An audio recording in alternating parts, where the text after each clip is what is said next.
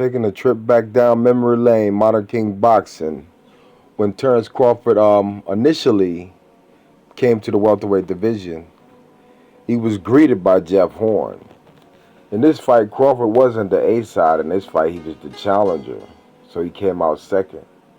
He came out to preferably old school music.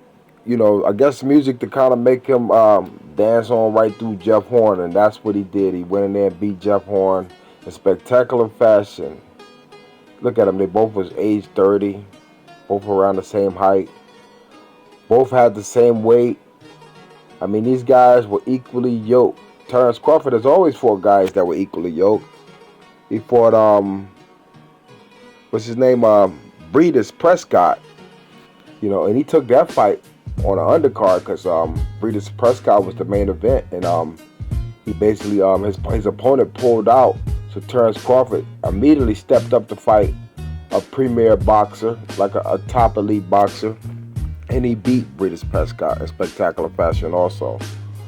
Every time Crawford has stepped up, he's always stepped up big, and he's always stepped up where it wasn't an advantage on his side or the other person's side. It was just an equally yoked fight, meaning competitors fighting competitors, and that's why he's pound for pound champion in the world. A lot of your favorite fighters can't say that. Earl Spence fighting Chris Algieri. Like, let's be real, Chris Algieri wasn't a world ranked fighter. He was a marathon boxer.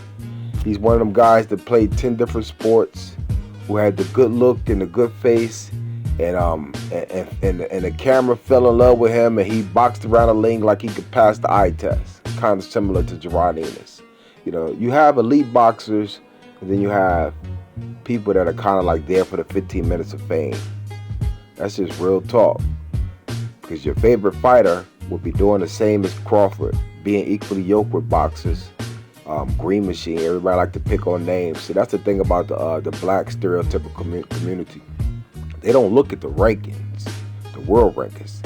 They look at the attitude and the stereotypical behavior, and they decide that they the end all be all. Ignorance. It's black ignorance. It ain't black excellence, because that's what Crawford strives for, and that's why they mad. Real boxing talk. Let's get it. True Video World. Modern King Boxing.